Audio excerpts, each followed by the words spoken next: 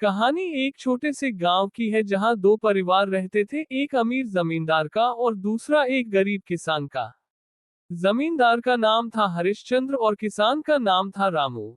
हरिश्चंद्र के पास कई बीघा जमीन, मवेशी, नौकर और एक आलीशान हवेली थी। वहीं रामू का छोटा सा कच्चा घर था और गुजर बसर के लिए बस थोड़ी सी जमीन और एक बैल। हरिश्चंद्र का जीवन ऐशो आराम में बीतता था। हर सुबह नौकर उन्हें नाश्ता परोसते, उनके खेतों की देखरेख के लिए मैनेजर होते और हर चीज उनके इशारों पर होती।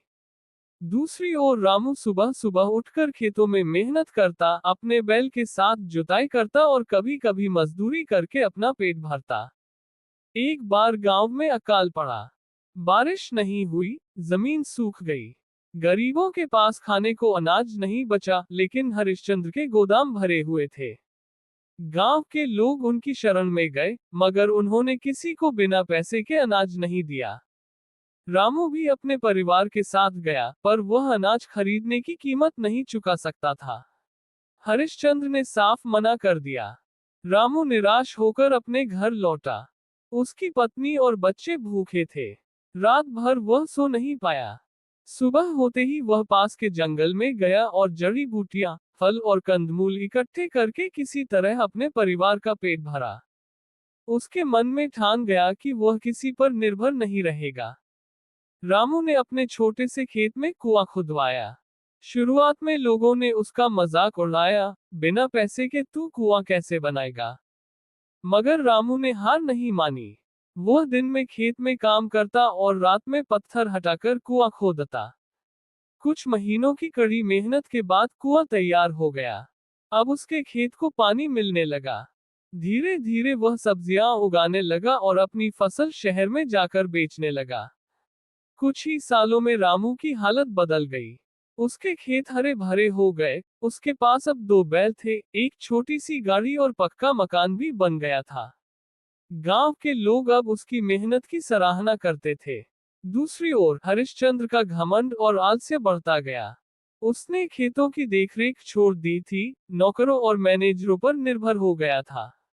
एक दिन उसके नौकरों ने मिलकर चोरी कर ली और सारा अनाज बेच डाला। हरिश्चंद्र को जब पता चला, तब तक बहुत देर हो चुकी थी। वह कर्ज में डूब गया और अपनी जमीन बेचनी पड़ी। हवेली भी नीलाम हो गई। अब वह उसी गांव में एक छोटे से झोपड़े में रहने लगा। और एक दिन जब उसे काम की जरूरत पड़ी, तो वह रामू के खेत पर मजदूरी करने पहुंचा। रामू ने उसे देखा, पहचाना और बिना कुछ कहे उसे काम दे दिया। हरिश्चंद्र की आंखों में आंसू आ गए। उसने कहा, रामू, तू तो कभी मेरे सामने सिर नहीं उठाता था और आज मैं तेरे सामने झुका हूं।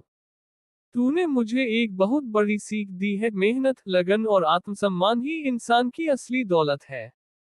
रामू ने विनम्रता से कहा, बाबूजी, समय किसी का नहीं होता। जो समय का आदर करता है, समय भी उसका साथ देता है। मैंने बस मेहनत करना नहीं छोड़ा। सीख। ये कहानी हमें सिखाती है कि दौलत से ज्यादा कीमती चीज मेहनत और ईमानदारी है। अमीरी और गरीबी स्थायी नहीं होती, लेकिन इंसान का चरित्र और उसकी मेहनत उसे ऊपर उठाती है। घमंड किसी को नहीं बचा सकता, लेकिन संघर्षशीलता हर मुश्किल को आसान बना सकती है।